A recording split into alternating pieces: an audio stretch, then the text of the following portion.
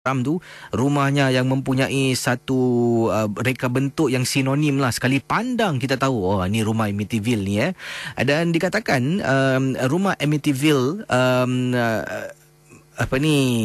berlakunya satu kes pembunuhan dalam rumah itu sekitar tahun 1974, 13 November. Dalam banyak-banyak hari lahir saya dia berlaku 13 November. Macam mana tu? 13 November 1974 telah pun berlaku satu pembunuhan. Anak dalam rumah ni telah pun membunuh dan menembak ke semua 6 ahli anggota keluarga.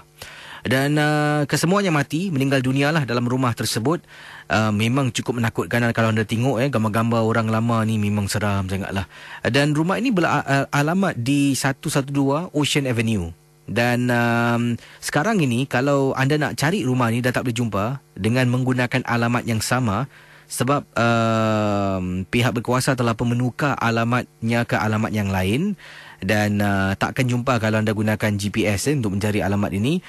Ini untuk menghentikan daripada tetamu-tetamu luar negeri yang datang untuk melihat rumah tersebut lah. Dan dikatakan cerita ini setelah kejadian kes pembunuhan, dibunuh 6 anak beranak dalam rumah ni, ada keluarga yang lain lah telah pun menginap di rumah tersebut pada bulan Disember, setahun selepas kes pembunuhan ini. 1975 bulan Disember, jejaka bernama George dan Katie Lutz telah pun bersama dengan 3 orang anaknya menetap dalam rumah yang dikatakan rumah berantu. Pembunuhan yang cukup kejam berlakulah. Jadi 28 hari, cuba anda bayangkan, selepas mereka berpindah, suami isteri ini mengalami gangguan yang teramat dahsyat dalam rumah tersebut lah. Seperti anda tonton filem-filem yang berkaitan dengan rumah ini, antaranya benda-benda bergerak dalam rumah, ada gangguan dan sebagainya, dan mereka tak dapat teruskan untuk menetap di rumah tersebut lah.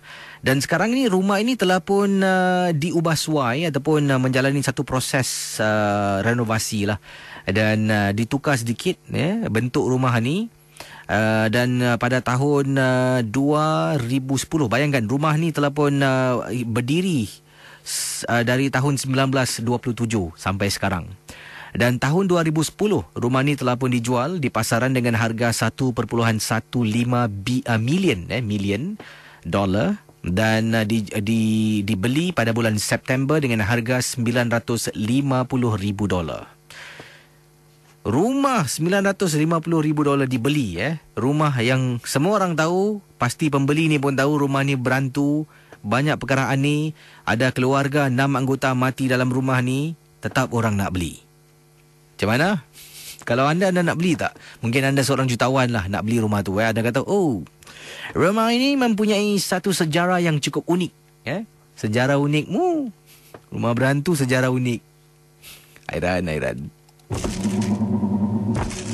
Ria.